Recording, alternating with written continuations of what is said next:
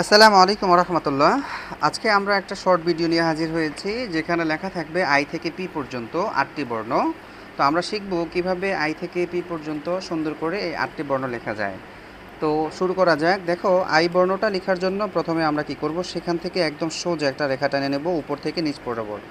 তারপর আমরা যে কাজটা করব সেটা হচ্ছে উপর থেকে যতটুকু কাটবো নিচের অংশটাও আমরা ততটুকুই কাটবো।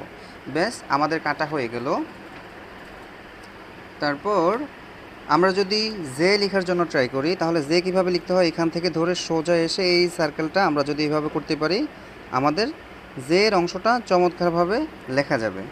পরবর্তী বর্ণটা দেখো, পরবর্তী বর্ণটা হচ্ছে আমাদের কে। তাহলে কে এর অংশটা সোজা আসবে, এইখান থেকে আমরা এইভাবে নেব, তারপর ডান পাশে আবারও এইভাবে যাব।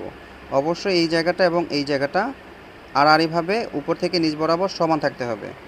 পরবর্তীতে আমরা আমাদের এল বর্ণটা লিখব। তাহলে এল এর অংশটা দেখো এইভাবে সোজা এসে তারপর ডান পাশে ছোট্ট একটা রেখা দিয়ে মাথাটা আমরা কেটে দিব।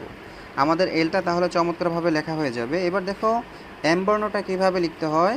তাহলে এম লেখার জন্য অবশ্যই আমরা সোজা রেখা টানবো।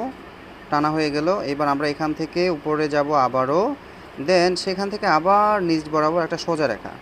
এবার আমরা যদি মাথাগুলো কেটে দিই, তাহলে এম এর অংশটা চমৎকার দেখা যাবে।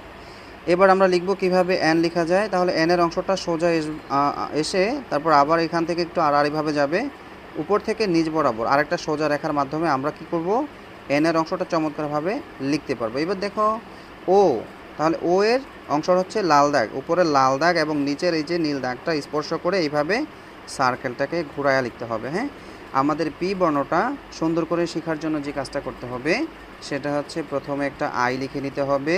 এখান থেকে খেয়াল করো, এই সার্কেলটা যদি সুন্দর করে আমরা ঘোরাতে পারি, তাহলে আমাদের পি এর অংশটা চমৎকারভাবে লিখতে পারবো। এই ছিল আমাদের আজকের সুন্দর একটি শর্ট ভিডিও। এখানে দেখে দেখে তোমরা সবাই প্রত্যেকটা বর্ণকে সুন্দর করে লিখতে পারবা।